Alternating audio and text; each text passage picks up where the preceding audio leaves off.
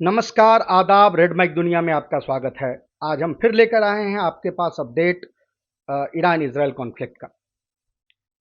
कई दिनों से ये चीज़ कई दर्शक जो हैं वो पूछ रहे थे कि जो थियोलॉजिकल एस्पेक्ट है इस वॉर का कि उसको भी थोड़ा यानी डिटेल में बताया जाए कि ये ईरानियन स्ट्रक्चर क्या है, उनकी हुकूमत का जो स्ट्रक्चर है वो कैसे काम करता है और क्या ये एक आदमी पे डिपेंडेंट है और अगर क्या उस आदमी के असैसिनेशन से हत्या से क्या ये स्ट्रक्चर कोलैप्स हो सकता है, इस तरह की चीज़ें लोग पूछ रहे थे। तो आज हम पहले डील करेंगे जो इसके टैक्टिकल एस्पेक्ट्स हैं लड़ाई के, उसको पहले डील करेंगे और फिर हम इस पे आएंगे कि ये स्ट्रक्चर क्या है और किस किस्म की अगर किसी किस्म की कॉन्स्पिरेसी हो रही है आयतुल्लाह खामनी को असैसिनेट करने की, तो उसके बाद क्या सूरत हाल हो।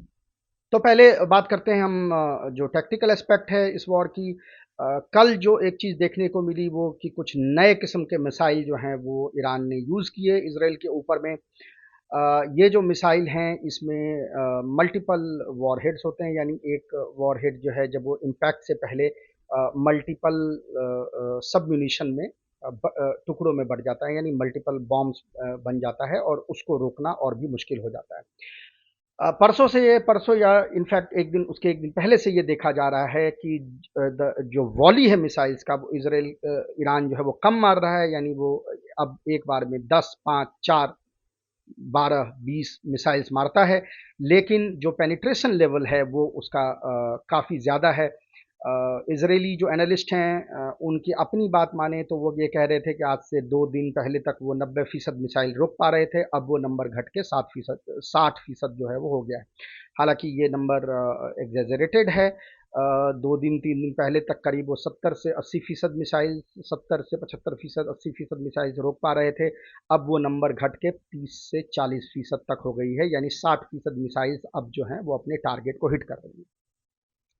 टारगेट सिलेक्शन जो ईरान का है वो भी अब वाइड हो गया है। जैसे जैसे जिन जिन टारगेट्स पे इसराइल ने हमला किया है ईरान के अंदर में, उसी की जवाबी कार्रवाई अब आपको यहाँ देखने को मिल रही है। पिछले कई दिनों से जो इसराइल का फोकस था ईरान के अंदर में वो दो चीज़ों पे था। एक तो जो हम बार बार बात कर रहे हैं जो वेस्टर्न ईरान है, यानी तेहरान के वेस्ट से लेके इराक बॉर्डर तक का इलाका है। वहाँ पे एक तो वो अटैक कर रहा था बड़ी तादाद में, यानी उसकी ये कोशिश थी कि उन इलाकों में जो मिसाइल बेसेस हैं, लॉन्चर्स हैं, उनको जो है कंटिन्यूस तबाह किया जाए। 3 बड़े बेसेस वहाँ पे हैं, तबरेज़ में, करमानशाह में और भी कुछ जगहों पे हैं जिन पे बार-बार अटैक आपको देखने को मिल रहा है। लेकिन उन जगहों से भी मिसाइल हमले हो रहे हैं। उसके अलावा जो सेंट्रल ईरान है, नॉर्थ ईरान है, ईस्टर्न ईरान है और साउथ वेस्टर्न ईरान है, इन जगहों से मोस्टली मिसाइल के हमले होते हैं। हालांकि साउथ वेस्टर्न ईरान से मिसाइल के हमले अभी कम हुए हैं, क्योंकि वो मिसाइल्स मोस्टली मुझे लगता है कि अगर यूएस हमला करता है तो यूएस के बेसिस पे काउंटर हमला करने के लिए वो जो साउथ वेस्ट ईरान के जो मिसाइल सिटीज़ हैं वो यूज़ होंगे। दूसरी एक चीज़ ये थी कि इसराइल ने लगातार साइंटिस्ट यानी साइंटिफिक रिसर्च सेंटर्स पे हमला किए हैं, बैंक पे हमला किया है। इनफैक्ट ये भी कल कोशिश रही है कि बहुत बड़ी तादाद में, जिसको हम फिशिंग मेल्स कहते हैं, जिस तरह का भारत में भी आप देखते हैं कि किसी को कोई लिंक भेज दिया गया और आपने उस पर क्लिक किया तो आपके पैसे जो हैं निकल जाएंगे। इस तरह का कुछ वो कोशिश जो है वो ईरान में भी की है। इनफैक्ट शेयर मार्केट के कुछ हिस्सों में जो इंटरनल ट्रेडिंग थी वहाँ पे कई जगह पे उन्होंने सक्सेसफुली फिशिंग अटैक किया भी था। कई लोगों के जो है अकाउंट्स में के पैसे जो है निकल गए। लेकिन चूंकि ईरान इंटरनेशनल सिस्टम से जुड़ा हुआ नहीं है, वो पैसे बाहर नहीं जा सकते, तो जाहिर है कि वो इंटरनली ही कहीं पे गए हैं तो उसको रिकवर किया जा सकता है। यहाँ पे ये याद रखना चाहिए कि स्विफ्ट और इस तरह की जो चीज़ें हैं वो ईरान में बैन है। उसके बदले में ईरान ने जो हमले किए हैं वो भी वैसे ही टारगेटेड हैं। कल जो हमने हमला देखा उसमें एक जो मिलिट्री इंटेलिजेंस बेस थी उस पे हमला किया गया, जिसके बगल में हॉस्पिटल था। इसराइल ने कहा कि उस हॉस्पिटल पे हमला किया गया। हालांकि जो आप वीडियो देख रहे हैं उसमें हमला जो है वो उस बेस पे किया गया है, लेकिन उसका जो बैलिस्टिक इम्पैक्ट है और उसके जो शॉक वेव्स हैं वो हॉस्पिटल पे भी लगे। जैसा मैंने प्रोग्राम की शुरुआत में कहा था कि अब मल्टीपल वॉरहेड वाले, यानी एक वॉरहेड जो मल्टीपल सबम्यूशंस में जो है वो टूटते हैं, उसका यूज़ किया गया है, तो उसमें से कुछ सबम्यूनिशंस जो हैं वो हॉस्पिटल में भी जाके लगे हैं। आज से 3 दिन पहले ईरान के एक हॉस्पिटल पे हमला किया था इसराइल ने, ये उसके ही रिवेंज में किया गया है। लेकिन जैसा मैंने कहा, जब प्राइमरी टारगेट जो था वो वहाँ पे उनका जो इंटेलिजेंस बेस था उस पे था। इसके अलावा आज सुबह बीरशेबा में जो शहर है उसमें वहाँ पे माइक्रोसॉफ्ट का जो सेंटर है उसको हमला किया गया है, क्योंकि कई दिनों से इसराइल ईरान के जो टेक्नोलॉजिकल यानी जो सेंटर्स हैं उन पे हमला करता रहा है। तो आज उसके बदले में ये हमला देखने को मिला है, जो कि एक यानी वो एक नई, जिसको कह सकते हैं कि चीज़ देखने को मिली है। तो ये नए किस्म के मिसाइल्स जो हैं ये अभी आते रहेंगे। क्या उनका रेट होगा, किस रेट से वो फायर किए जाएंगे, कितना इंटरसेप्शन कैपेबिलिटी इसराइल में है, वो आपको नज़र आती जाएगी जब ज़्यादा से ज़्यादा तादाद में ये मिसाइल हिट करेंगे।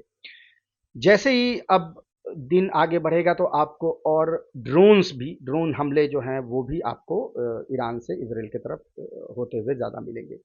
ईरान के अंदर जो इसराइल का हमला है वो भी मोस्टली माइक्रो ड्रोन से हो रहा है, जो मैं जिसकी हमने कई बार बात की कि ईरान के अंदर में जो एजेंट्स हैं, चाहे वो मुजाहिदीन खल्क के हों या जो शाह के सपोर्टर्स हों या और एलिमेंट्स हों, कुछ अफगान रिफ्यूजीज भी हैं इसमें मुलविस, ये उसको करते हैं। तो हमने 2 दिन से ये देखा है कि इंटरनल इंटरनेट जो ईरान का है वो ऑलमोस्ट कंप्लीटली बंद कर दिया गया है, क्योंकि ये अटैक्स जो माइक्रो ड्रोन से हो रहे हैं और इसको जो कंट्रोल किया जा रहा है इसराइल से, वो मोस्टली इंटरनेट के थ्रू होता है। तो उसको बंद करने की कोशिश है कि एक बार जब वो बंद हो जाएगी तो इस तरह के अटैक्स जो कम हो गए हैं, और वो कल देखने को मिला भी कि कल दिन भर जो इस तरह के अटैक्स हुए उसमें तकरीबन 35 से 40% की गिरावट आई।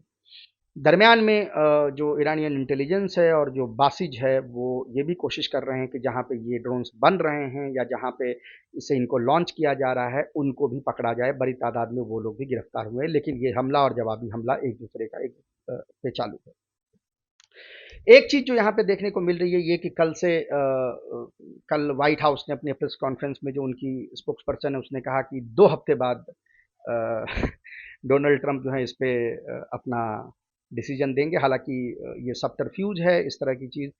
कोई आदमी कभी भी ये नहीं बोलता कि वो 2 हफ्ते बाद इस पे डिसीजन लेगा। ये तभी हो सकता है जब वो कोई प्लानिंग अटैक करने की कर रहे हों और वो वही चाहते हों जैसा उन्होंने पिछले राउंड ऑफ निगोशिएशन में किया था कि ईरान को लगे कि निगोशिएशन चल रहा है तो हमले नहीं होंगे और सरप्राइज अटैक जो है वो किया जाए। तो उस तरह की प्लानिंग कोई अमेरिका कर रहा होगा कि आपने बोल दिया कि 2 हफ्ते बाद होगा और आप उस पे अटैक जाके उनके न्यूक्लियर ठिकानों पे कर रहे हैं, स्पेशली जो फर्दो रिएक्टर। अमेरिकन प्रेस में अलग अलग तरह की खबरें आ रही हैं। विरोध जरूर हो रहा है वहाँ अमेरिका के इसमें शामिल होने का, लेकिन आयरॉनिकल ये है कि मागा अल्ट्रा राइट जो क्राउड है वो इसका विरोध कर रही है। यानी ये टकर कार्लसन, मेजॉरी टेलर ग्रीन, इस तरह के लोग इसका विरोध कर रहे हैं। और डेमोक्रेट पार्टी एक तरह से कोलैप्स हो चुकी है, उसका कोई भी यहाँ पे विरोध, यानी छोटे मोटे लेवल पे एक दो कोई सीनेटर कर रहा है, या ये जो परफॉर्मेटिव आर्टिस्ट टाइप के लोग हैं जैसे बर्नी सैंडर्स टाइप के जो परफॉर्मेटिव लिबरलिज्म में बिलीव करते हैं, ये सब कर रहे हैं। मेन स्ट्रीम डेमोक्रेट पार्टी का इसमें कोई अख्तियार जो है अब नज़र नहीं आ रहा है। यानी वो इस पे ऐसा प्रतीत हो रहा है कि they are on the same chapter, they are on the same page as Israel and mainstream Republican party. तो ये हो रहा है अमेरिका में। कल वहाँ जो इसराइल के डिफेंस मिनिस्टर हैं उसने फिर से बोला कि हम आयतुल्लाह खामनी, मुझे पता है और हम उसकी हत्या कर देंगे। अगेन एक जूतम पैजार जैसी एक चीज़ दिखाई दी जिसमें कि नेतन्याहू ने कहा कि नहीं नहीं हमारा इस तरह का कोई प्लान नहीं है। पर सच ये है कि उन्होंने एक्चुअली में फर्स्ट डे जब फ्राइडे को हमला किया था तो उसने उन जगहों पे भी हमला किया जहाँ रिहाइश थी अयतुल्लाह खामनी की, लेकिन जिस जगह पे रॉकेट से अटैक हुआ वहाँ से करीब 40 मिनट पहले वो निकल चुके थे, वो जा चुके थे। तो ये कहना कि नहीं हमारा प्लानिंग नहीं है अब हम दोबारा करेंगे, ये अगेन सबटरफ्यूज है। वो हत्या कर सकते हैं। हत्या क्यों कर सकते हैं? क्योंकि जिस तरह की रिपोर्टिंग देखने को मिलती है वेस्टर्न प्रेस में, और चूंकि उसको ही कॉपी करते हैं इंडियन न्यूज़ चैनल, तो उनको ये लगता है कि ईरानियन सिस्टम जो है ये एक आदमी पे महदूद है, यानी एक आदमी पे डिपेंडेंट सिस्टम है, ये जो विलायत फ़िक़्ह है। और अगर उस आदमी को मार दिया जाए तो जैसे कि एक आप वो बच्चों का जो बनाते हैं वो पिरामिड जैसी चीज़ कि आपने उसमें से एक चीज़ निकाल दी तो वो भर भरा के गिर जाएगा। ये बहुत बड़ा मिसकॉन्सेप्शन है। ईरान का जो स्ट्रक्चर है वो कई डिकेड्स में डेवलप हुआ है, और ये मल्टी स्ट्रक्चर बनाई इसीलिए गई है कि ये एक आदमी पे डिपेंडेंट ना हो। आपको लगता होगा कि सुप्रीम लीडर वर्ड से ऐसा लगता होगा कि वो सारी डिसीजन जो है वहाँ पे वो खामनेई लेते हैं, ऐसा होता नहीं है। अगर तो आपको फ़ारसी ज़बान आती तो मैं ये कहता आप लोगों से, अपने दर्शकों से, कि आप कभी जो ईरानियन पार्लियामेंट की जो लाइव प्रोसीडिंग्स हैं उसको सुने तो आपको पता चलेगा कि कितना जूतम पैजार वहाँ पे होता है, कितना डिफरेंस ऑफ ओपिनियन और तमाम चीज़ें उनके पार्लियामेंट में हैं। Plus multiplicity of institutions Iran में बनाई गई है। गार्डियन काउंसिल है, असेंबली ऑफ एक्सपर्ट है, अ, और ये ऐसे कनेक्शंस बने हुए हैं कि एक का मेंबर दूसरे को चूज करता है, दूसरे का मेंबर तीसरे को चूज करता है। इनमें से 6 लोग मिला दें और फिर नेशनल सिक्योरिटी काउंसिल के लोग मिला दें तो फिर वो सुप्रीम लीडर को चूज करता है। तो ये एक सिंगल स्ट्रक्चर सिस्टम नहीं है कि एक आदमी के जाने से कोलैप्स हो जाए। लेकिन ये कोशिश अमेरिका की और इसराइल की होगी कि उनको ये लगता है कि ये इंडिविजुअल सेंट्रिक है, तो इसमें से एक, जैसा जैसा मैंने कहा कि वो जो आप लेगो का जो हाउस बनाते हैं तो लेगो का एक आप निकालेंगे तो ये गिर जाएगा, ये उनकी सोच है। इस तरह से होता नहीं है। दूसरी चीज़ ये कि कई लोग इस बात पे इंसिस्ट कर रहे थे कि फर्स्ट डे इन्होंने टॉप एचेलॉन जो है वो रिपब्लिकन रिवोल्यूशनरी गार्ड्स का जो है वो मार दिया और साइंटिस्ट मार दिए, तो इससे जो है वो स्ट्रक्चर कमज़ोर हो गई। मैं चाहूँगा कि आप जाएं और जिन कमांडर्स को मारा गया है आप उनका नाम और एज गूगल करें। अ, ईरानियन स्ट्रक्चर में जो टॉप स्ट्रक्चर पे कमांडर बैठा होता है वो एक फिगर हेड होता है। आप देखेंगे उसकी उम्र 65 साल, 62 साल, 58 साल, 70 साल, 68 साल, इस तरह की उसकी उम्र होती है। 72 साल, 75 साल, इनफैक्ट इस तरह की आपको उम्र होती है उन लोगों की। ये फील्ड कमांडर्स नहीं होते हैं, ये फिगर हेड्स होते हैं, और ऑफ कोर्स उनकी हत्या से शॉक एंड ऑ होगा, लेकिन कमांड स्ट्रक्चर टूट जाएगा अगर कोई ये समझता है, तो फिर आप स्ट्रक्चर को समझ नहीं रहे हैं। जैसा मैंने कहा, ये फिगर हेड होते हैं। असली कमांडर्स जो हैं वो उनकी एज 50 से नीचे होगी, वो 50s में होंगे या लेट 40s में होंगे, जो इस कार्रवाई को अंजाम दे रहे हैं जो अब आपको देखने को मिल रहा है। सेम चीज साइंटिस्ट में होता है। एक चीज को यहां समझें कि थ्योरेटिकल वर्क ईरान में न्यूक्लियर जो भी उनका न्यूक्लियर प्रोग्राम है उसके सारे थ्योरेटिकल वर्क खत्म हो चुके हैं। साइंटिस्ट के मारने से अब आप कुछ नहीं कर सकते क्योंकि थ्योरेटिकल वर्क अचीव हो गया। क्या है थ्योरेटिकल वर्क? जैसे ही आप 60% एनरिचमेंट कर लेते हैं तो इसका मतलब है कि आप 90% से ऊपर भी एनरिच कर सकते हैं। उसके लिए कोई नए थ्योरी की ज़रूरत नहीं है। इसका मतलब है कि अगर ये पॉलिटिकल डिसीजन होता है कि बॉम्ब बनाना है तो बॉम्ब बन जाएगा। आप कितने भी साइंटिस्ट को मारिए, उससे कोई फर्क नहीं पड़ता। 25,000 से ऊपर साइंटिस्ट ईरान के अंदर में काम करते हैं। इसमें किसी फिगर हेड को मार देने से इसका मतलब ये नहीं कि बॉम्ब बनाना चाहे तो बॉम्ब नहीं बन सकता। जैसा मैंने बार बार कहा, सारे थ्योरेटिकल वर्क्स ऑलरेडी हो चुके हैं। बॉम्ब बनाना एक पॉलिटिकल डिसीजन है, यानी वो फतवा विड्रॉ होगा, बॉम्ब बन जाएगा, चाहे आप कितने भी साइंटिस्ट को मार रहे हैं, क्योंकि थ्योरेटिकल स्टेज से बहुत आगे बढ़ चुके हैं ऑलरेडी। ये चीज़ यहाँ पे आपको देखने की। दूसरी चीज़ ये कि अगर अमेरिका को ये लगता है कि आयतुल्ला खामनेई की हत्या करने से स्ट्रक्चर, यानी जो कमांडर्स हैं, वो इतने शॉक में आ जाएंगे कि वो निगोशिएट करेंगे, तो मैं आपको बताऊं कि जो निगोशिएट करने वाले कमांडर थे उसमें आपने सबको मार दिया है ऑलरेडी। उनके नीचे के कमांडर्स जिन्होंने इराक ईरान वॉर नहीं देखा है, वो कमांडर्स जो हैं वो ज़्यादा रिजिड हैं, आइडियोलॉजिकली मोर रूटेड हैं, ज़्यादा रिजिड हैं, लेस कॉम्प्रोमाइजिंग हैं। उनको मोड़ना, उनको तोड़ना ज़्यादा मुश्किल है। अब वो जो है इस लड़ाई को लड़ रहे हैं। अगर इसको एज अ प्रेशर टैक्टिक आप देख रहे हैं कि इससे कॉम्प्रोमाइज हो जाएगी, तो उसके चांसेस भी यहाँ से आपको कम मिलेंगे। हाँ, पॉलिटिकल डिसीजन अगर होता है तो ये उसको फॉलो कर सकते हैं, लेकिन ये मिलिट्री डिसीजन नहीं होगा।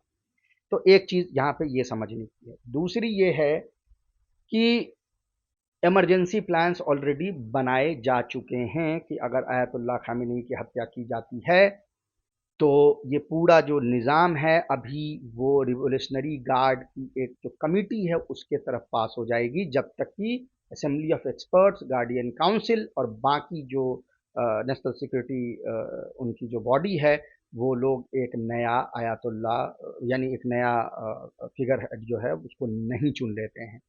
तो the system is in place. Israel जितना ज़्यादा मिसाइल को रोकने में नाकामयाब होगा, उसकी अब ये कोशिश होगी कि आयतुल्ला खामनी को निशाना बनाया जाए। अमेरिका भी जो ये डिप्लोमेसी की बात कर रहा है, मुझे अभी भी लगता है कि इसमें कोई सच्चाई नहीं है, और ये अभी भी इनकी प्राइमरी ये कोशिश है कि ये रजीम चेंज करें और अटैक करें। अभी तक के लिए यही, आगे इस पे जो भी अपडेट्स और आएंगे हम आपके पास लेके आएंगे। तब तक के लिए नमस्कार।